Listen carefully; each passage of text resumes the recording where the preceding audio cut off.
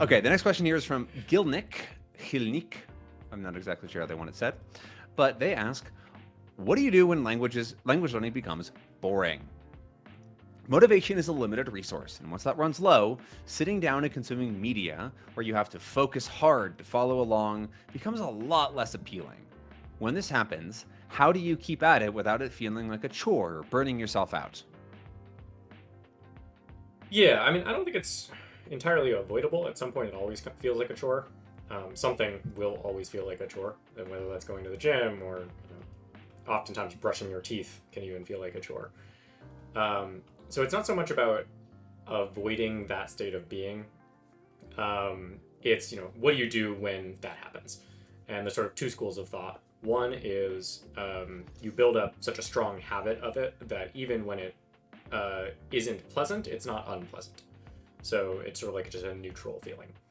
And this is what a lot of professional musicians say when they're doing their scales every morning. They spend an hour or 2 hours just doing essentially boring music, just as their warm up. And it's not that becomes fun for them; it's just becomes part of their day. It's a neutral activity that doesn't make them feel bad. So one school of thought is just get to the point where that harder stuff is not a painful activity for you. The other one is find something that motivates you, something that inspires you again. So either finding a piece of content that you really want to consume, finding a book that you really want to consume, or sometimes just starting to talk to people can give you the desire to be like, oh, actually, I really want to improve now. On my end, like I've definitely gone through periods of low energy, and it really can just be kind of a grind getting through that for a week or two, but then my energy generally comes back.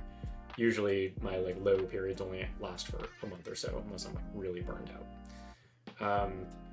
So if you need to tone down the learning in order to recuperate your energy, that's also a completely valid approach to regaining the level of interest in the language that you want. And some people take a break and they go and do something else for a month and they come back, and that's enough to revitalize them. So don't feel obligated to be there every single day forever. It is okay to occasionally take breaks and revitalize. People in sports, professional sports players, they take the summers off, right? They have the off season. They continue to do things that are physical, but they stop working out, so they give their bodies time to recover. They give their brains and their motivation and their spirit time to recover for the next season when they do a big push. So it is okay to occasionally have an off season. Cloudy also says that doing things that are a little bit easier, that maybe you like more, right? Just to keep up the habit or keep up doing it, but not feel as much pressure to perform is also a thing you can do.